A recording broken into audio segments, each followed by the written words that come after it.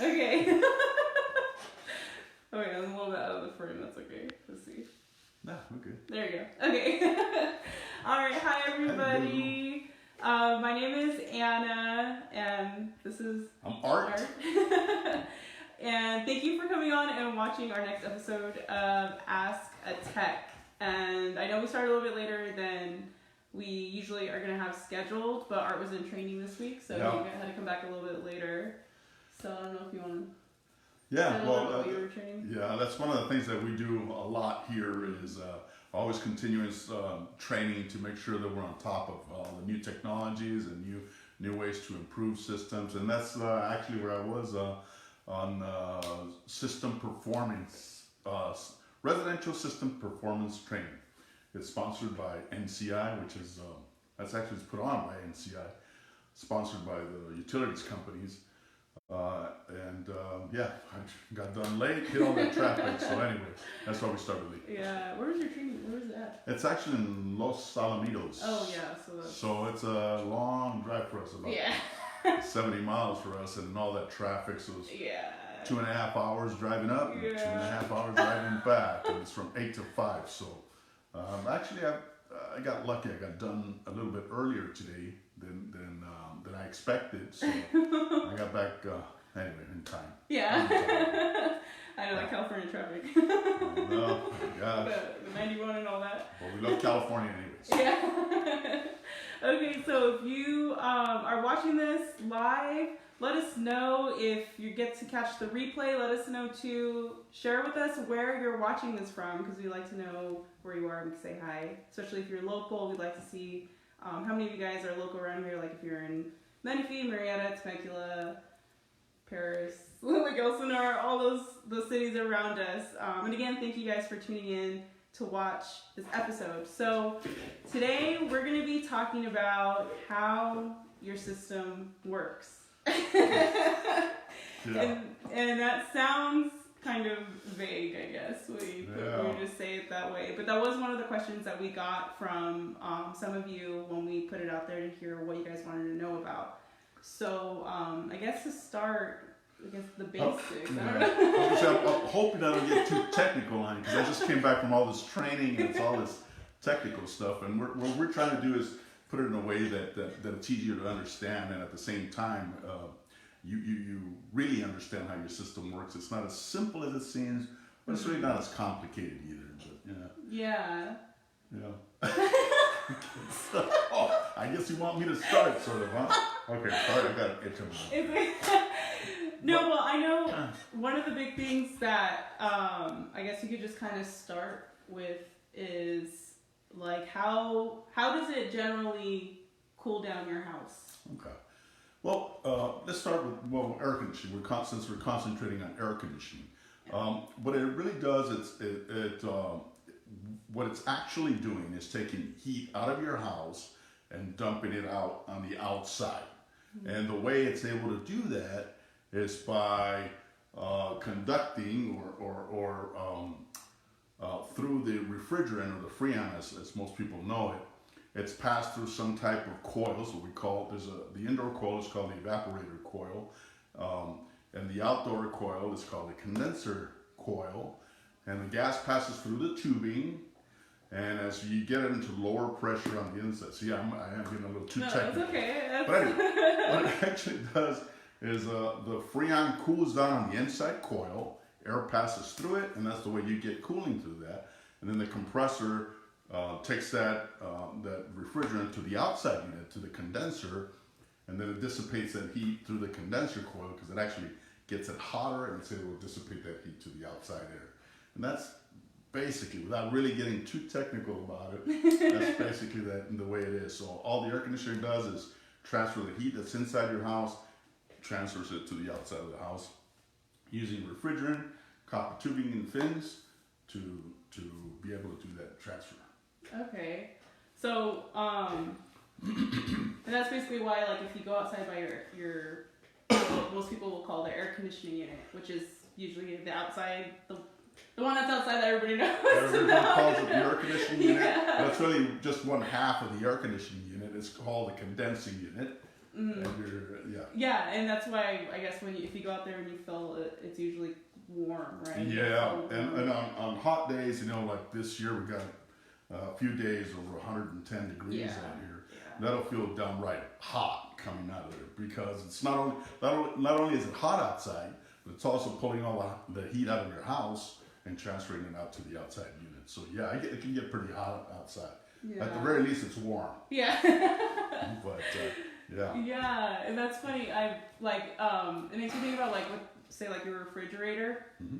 And usually when people open the refrigerator, they think they're letting the cold out, but really you're letting heat in. Into the refrigerator. Yeah, so it's kind of like that idea of like the heat is like you're not actually like putting cold into your house.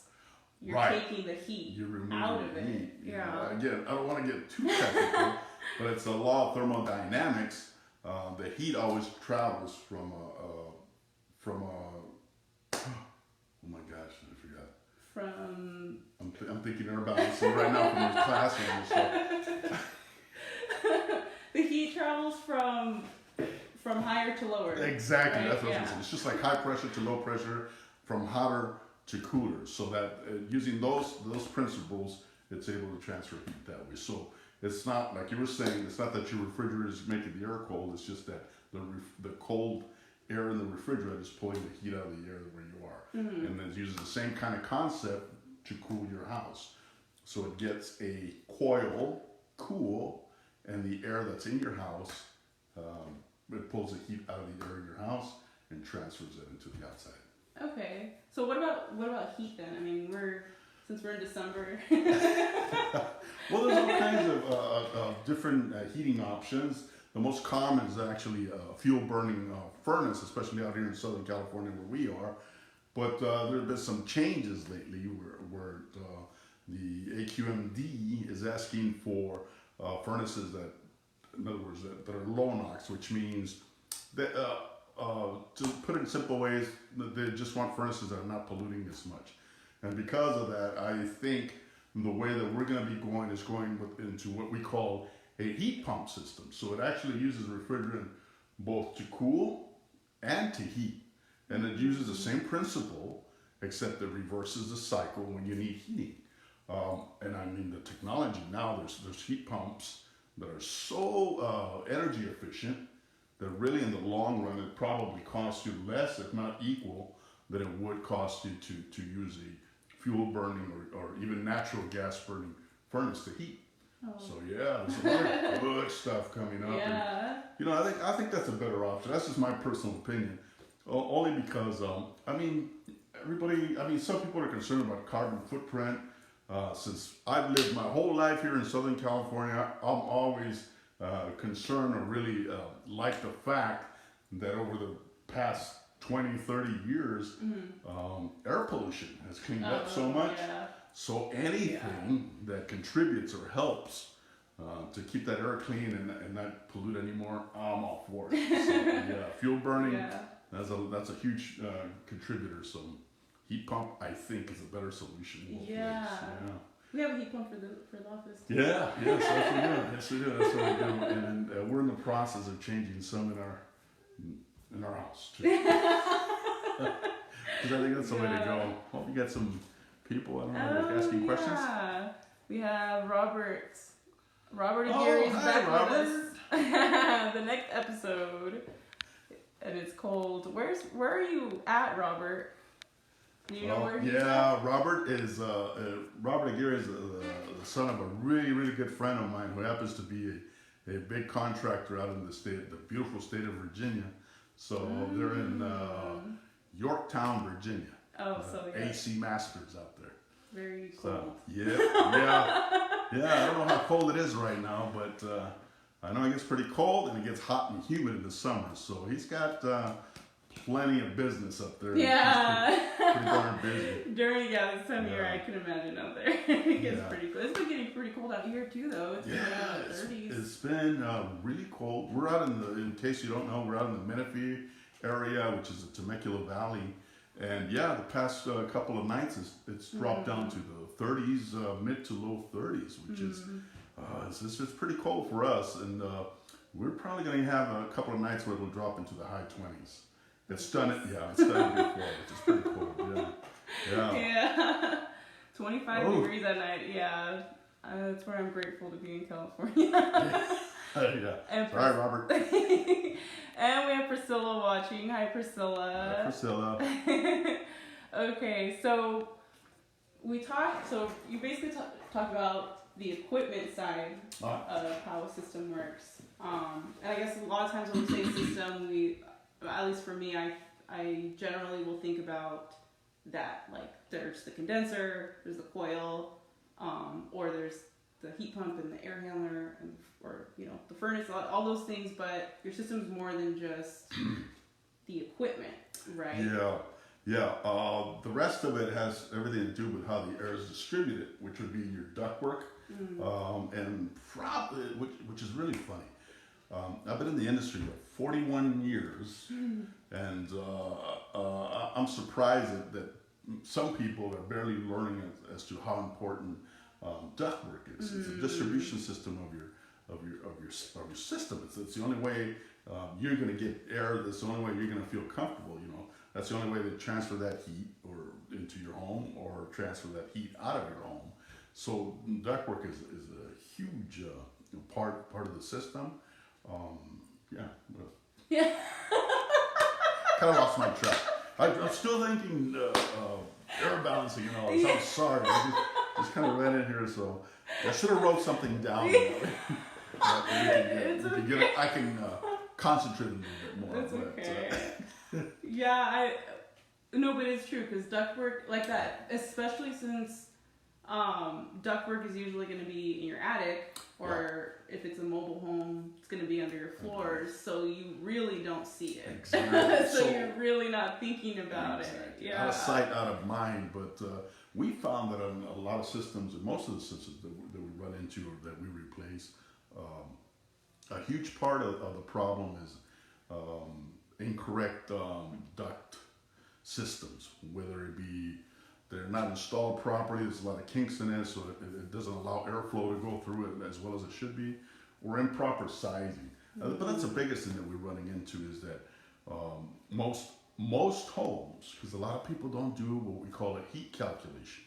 Now, a heat calculation is going to determine what capacity of system that you're going to need for your home. It's not good just to put any size or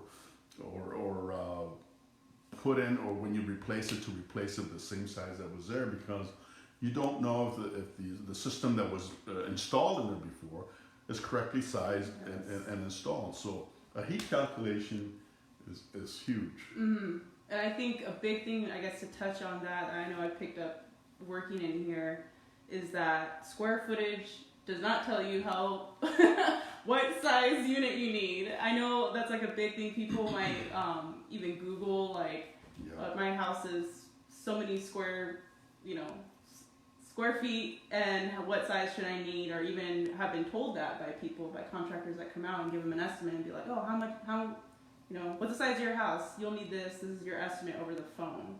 Yeah. And that's not enough information. Not at all. There's so many things that you have to take into consideration, like what kind of windows you have, what kind of insulation is in your walls, what kind of insulation is in your attic, what city, because the conditions, Palm Springs, compared to even us, it gets pretty hot here too, but not like Palm Springs. Yeah. There's a huge difference. So if somebody's sizing a piece of equipment or a system for you, solely based on the square footage, that's a huge mistake. Again, the best thing is to do, measure the house, take all these things into consideration, then now you know what size equipment is adequate for what you need. And then from that, then you start sizing the ductwork to be able to distribute that air so you can be comfortable. Right? When you got the right equipment, you got to get the right sizing ductwork as well, so it'll work properly. Yeah. And I know that's a big one. We actually, I think when we posted the other episode on YouTube, we had somebody ask like what system, she kind of gave some information about her home, and then said what system would be best for it. And that was something that I'm glad ended up coming up in this, because it's true. It's not something that can't really just say what's the best system just by a quick conversation like that, right? I think, again, my own personal view and the way we do things here is every system is kind of custom put together for the needs of that particular family in that particular home. So it's not one size fits all, and it's definitely not one of those things where bigger is better. Don't be fooled by somebody coming in there and saying, "Oh, we'll give you a bigger unit, for the same amount of money," type of thing. Really, it's kind of a disservice to you. You're not going to be comfortable. I mean, you're going to get cold air, and you're probably going to get cold air fast if you're oversized. But what you're actually doing, your systems have to run at certain parameters so they can get not only the temperature down, but they got to get the humidity out of the air. Okay, we're out in kind of the desert area, and we're not that humid out here. But believe me, even a little bit of humidity, because we felt it. I mean, this summer we had some humidity. Even a little bit of humidity can make you feel really uncomfortable. And an oversized unit will never run long enough or slow enough to get that humidity out of the air. So it may be 75 degrees and you think, I should feel comfortable, but you still feel that little stickiness or whatever. Yeah. And then you turn the temperature down lower and you try to make it work faster. Exactly. Well, that's a result of improperly sized system, which is really what you want. Because air conditioning, come on, let's face it, air conditioning is to make you feel comfortable in your home. So you want to be comfortable. And that's the main goal. So if it runs a little bit longer to keep you more comfortable, pulling humidity out of the air and everything, and with the high efficiency systems that are now in the market and the industry, longer running times actually cost you a lot less than the system that's starting and stopping. Every time that thing kicks on, you can watch your meter just spin. Electricity costs a lot, up to 8 times more for this energy is wasted every time that the unit starts than if it would be just running. So that's why longer running times are a lot better for your system, a lot more comfortable, and better for your pocketbook. It's not going to cost you so much. Yeah, that is a big one right there, because I know I've seen it a lot of times. This is Margarita peeking through the window, or my mom, I guess. Uh-oh, we're busted. She's like, "Are you guys live?" Yes, we are. Yes, we're live. Ask a question. I know. I was like, "Go on there, comment." No, but I was gonna say, because I've seen it so many times where people will do that, where they're in a room, whether it's an office or their house, and they're like really uncomfortable, so they decide to go and just keep turning down the the thermostat, thinking that's gonna change how comfortable it is in there. But it's more, it's not just that too. It's not just about the temperature. It's about the humidity. It's not. Yeah, and I don't know. I've always thought that I've learned that it's pretty interesting how the heating and air conditioning system does that, because we get so used to just thinking, like I was saying, like there's the air conditioner outside and there's a thermostat on the wall, and that's usually all you. That's it. Yeah, but it's not. But it's so much more complex, I guess, than that. And more involved. Yeah. More parts of it involved. Right, and that it does more than just make it hot or make it cold. That it's pulling the humidity out of the air too. We're trying to balance that. So that and that's huge. I'm glad you mentioned that, especially with newer homes or even homes that are being refurbished or rebuilt and stuff, and especially in the state of California. And that's going to go throughout the other states as well. Everybody's working, or all builders and state energy commissions and all that are looking to tighter homes that don't leak as much air. You don't want outside air coming in and that type of thing, which is good. It keeps your house cleaner. You're not getting that heat load. You're more comfortable and stuff. But what that's doing now, it's a lot more critical to get that moisture out of the air on the inside of your home. Because what happens when there's excess moisture in the air? Mold. So mold, maybe in our area, it may not be as bad because we're relatively dry, but still, when you're taking showers, anything that has to do with on the inside, dishwashers and all that, well, they emit humidity, and that gets caught in your home. If your system's not running long enough, It's not getting that humidity out of the air conditioning system. And well, there's always that chance that humidity will build up and start building mold. I know back east, Robert, you guys, that's a huge issue for those guys over there. And I know Javier does a really good job of sizing equipment because over there it's even more critical. It's critical everywhere, but even more so over there because of the humidity problem. So yeah, don't think that a bigger unit's going to keep you cooler. It's going to keep you more comfortable. It's not always better. Plus, with a bigger unit, oversized unit, you're actually killing the unit because it's not running the way it's supposed to run, the way it's designed to run. So it's not running long enough, and that motor, anyway, you're killing the unit. Yeah. You're killing the unit. So you're cutting the life of your unit down. Yeah, and then you pair that with poor ductwork, and then it's just compounded problems. Yeah. You're putting a problem on top of another problem. So, yeah, I mean, it's a simple concept, but it's in the details that if those things are not done right, then it can complicate things and it can make more problems. So those things, even though it's, labor or whatever, that type of work, if it's not, it's critical. Those things are critical. Yeah. And you got to do them right. You got to do them right. Yeah, it's not always, I guess, so simple as it just needs Freon. Yeah. Freon and ducts. I've had so many people will say, "Oh, I changed my own ducts," and you go out there and you go, "What a mess!" Because it's not really doing what it's supposed to be doing, and then you're damaging the unit. You're not comfortable, and anyway, all those problems that go with that. Yeah. Well, it's like I guess that kind of ties into what you were in training for this week, is balancing that duct work, I guess, is not, sorry, there's like hair in my, hitting my mouth, that it's, oh my gosh, that it's designed. Yeah. That it's designed, yeah. That's why everything starts with a load calculation. Now you know exactly what size unit, the capacity of the system that you need. So now you put a unit together. You put a furnace, a coil, and condenser unit together. Now once you've got that, then you have to size the ductwork as well, so it's able to handle the amount of air under certain conditions, certain pressure drops, all this kind of stuff, that sort of perform the way it's supposed to perform. Most people are wasting so much money on energy costs simply because their system is not installed right, or 90% of the systems that are out there, the ductwork is sized wrong. So that's a lot of problems. Not only, again, all the problems that I said earlier, but it's costing you. Yeah. It's costing you in the long run. So. Yeah. Yeah. And it's Sorry, I came from school and I'm getting all technical and stuff on me. That's good. I don't want to get into it like that, but.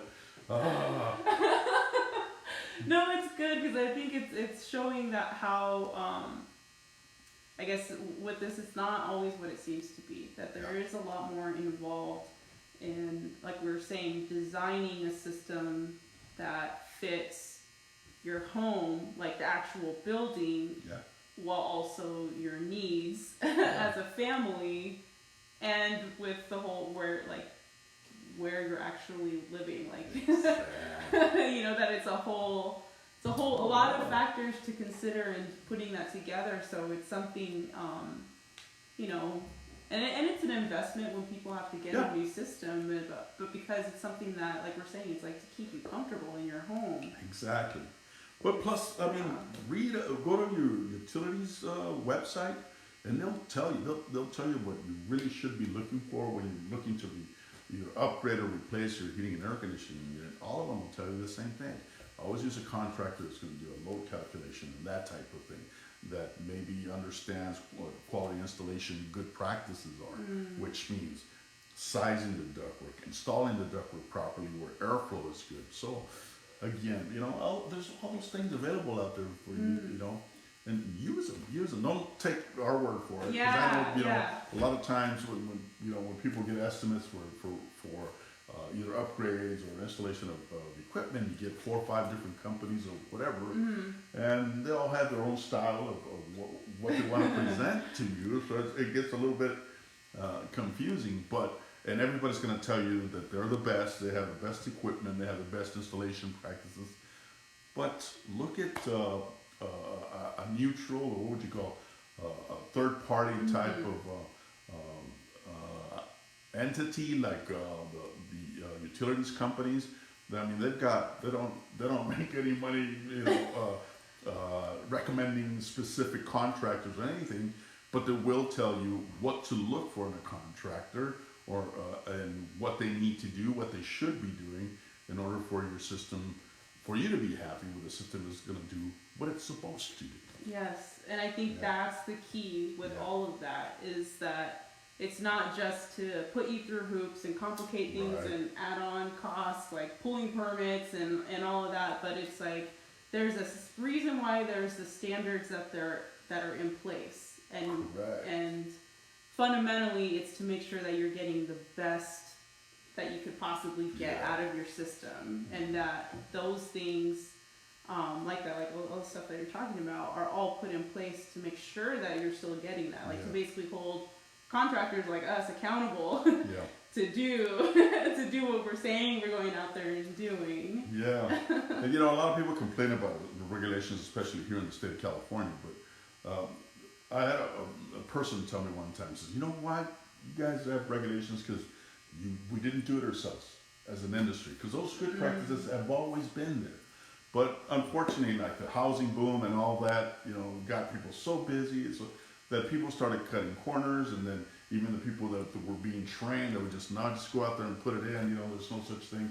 But if you, any place, anytime you go to, when you go through any type of education in this industry, they'll teach you to do it the right way from the beginning, which is that way. But people got away from it. But now that it's efficiency is more critical, I guess, or it's always been critical, but I guess it's more. I don't know. Like more in the spotlight, I guess. That's the word. Something like that I was looking for. Then, now companies are focusing on that, and only good companies do it. That's all I wanted to say. Because I don't, pat our own back, but there are plenty of companies out there that do that. Look for those companies. Yes. And then those are the people that you want to really hire to do that, I think. Yeah. And that doesn't always necessarily mean us. It just means, a company that you can be confident in knowing that they're going to do it the right way, that you can trust their opinion, and that they're going to do the work. And, we just want to make sure that people are aware so they can make that decision. Yeah, that's why I really like the utilities rebate programs that used to be in place in the state of California. Southern California Edison, I don't think they have anything as large as they used to. And some of those, I think there's Energy Upgrade California, but there's a lot of other measures that you have to do. But those were good because if you participated in that program, you were get a rebate for the system that you installed in there. They want you to install an efficiency tier a little bit higher than what most people do. But most importantly, the participating contractors have to go through some training. They have to understand. They have to do everything best practices, which is from load calcs to installation to testing and commissioning, and giving reports to the homeowner. Said, here's the system. This is the way it was designed to work, and this is actually how it's working. That's I missed that, but I don't. Yeah. Well, this is what we do. Yeah, I didn't miss all the pickiness. All the all paperwork. Yeah. They were so picky. I remember. I mean, it's good. Yeah. It's good for the homeowners because they were very picky about how they, making sure everything was exactly the way they needed it. So let's see. Let me see, Robert. What do you think about the new 22 as a replacement for R22? That's not a hard question for me to answer, but I'm completely biased. These things came too fast. It's kind of like trying to put a Band-Aid on something, because R22 is going to be phased out as of January 1st, like we told you in the last program. So other people, and it's not usually bigger companies, are started manufacturing replacement refrigerants that will go into an R22 system. When this stuff started coming out, or the new 20, I'm not real familiar with the new 22, but I remember it's got to be a replacement for R22. When these replacements first started coming out, most manufacturers sent letters to all their distributors and dealers saying, if you put any of that stuff in our units, your warranty is void. Ooh. So which means, I mean, you know, they're invested in this thing, Yeah. and they knew if that was a good choice, that they would obviously give it to the customers, because, but they say no, this stuff, they don't know enough. So my own personal opinion, Robert, I don't like it. I don't think it's good. Yeah. Okay, so let's see if there's any other. Oh, Hugo's watching with us. Hi, Hugo. Oh, this is good. Let me see. Yeah. Looks like that's all the questions that are in there. I don't know if you have anything else you want to add or wrap up. Or... No, I'm really You're like ready. trying to wind down. I know you're training all day. Yeah. Okay. It's good. The stuff is really, really good. I really like it. Yeah. What again? The only thing that surprises me is that more people are not participating in this. You know, like I was talking about the utilities rebate program. That I mean, about 10% of all contractors participate in that stuff, which is still. I mean, and they've been saying this for 15, 20 years. Only 10% of all contractors do everything the way they're supposed to do it. And I think that's kind of sad for our industry, but at the same time, you know, we're living in a times where, I mean, technology, you can get any info, any place, anytime you want. So use it. Yes. Get informed. I'd rather deal with a well-informed client, you know, because they're asking the right questions. You know, they're not asking how much. Just how much. Yeah. You know, everybody wants to know how much. But, you know, they don't start with that. They want to know, hey, does it do this? Did you do that? Are you going to be doing this? You know, what kind of warranty? You know, what are your credentials? You know, asking them. And that's really good. So. Awesome. Okay, so I guess I hope this was helpful for you guys. And if you guys have any other questions, here Robert says, okay, that's all I needed. So if you guys have any more questions, anything else that you guys want to know about your heating and air conditioning system, anything, I guess, related to that, any questions about our company even, or what we're about, we're open to talking about that with you guys as well. Let us know in the comments. We'll keep track and make sure that we're answering your questions either while we're going live on here, or we'll come back in another episode and address that for you.